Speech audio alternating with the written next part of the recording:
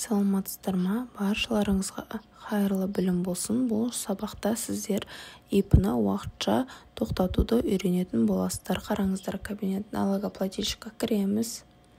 Өз атымыздан ЭЦП-мізді жазып,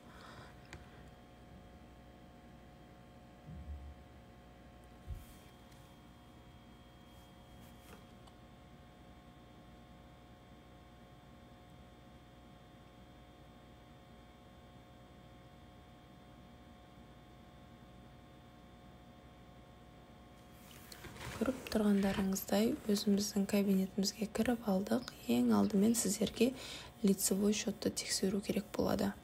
Лицевой счетты тексересіздер, ешқандай қарыз болмауы қажет. Запросить сальдо сұратамыз, обновление жасаймыз. Мүлдем қарызымыз болмауы қажет. Бүгінгі күнмен болуы қажет, міндетті түрде тексеріп аласыздар. Пеня, налог, ешқандай қарыз болмау қажет. Одан кейін налоговый заявление отчетты көреміз.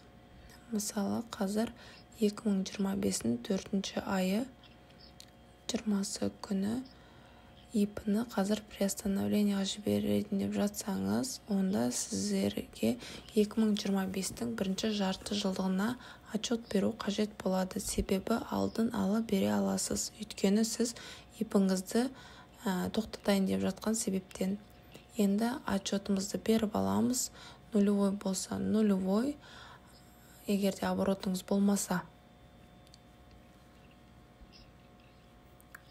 Ал егерде болса, обороттың бәрін көрсетіп, төлеу керек. Налог болса, оның бәрін төлеп, лицевой счетты қайтадан тексеріп, одан кейін барып қана заявление бере аласыздар. Бұл заявлениеда приостановление деп жазылып тұр. Осы батырманы басасыздар. Бұл жерде өзі бір бет қана.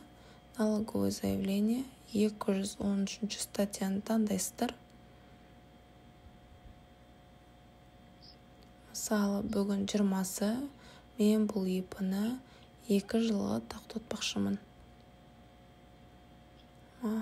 2027-ның апрель айының 20-сына дейін 2 жылға ровно тоқтатайын деп тұрмын. Датамызды қойып аламыз.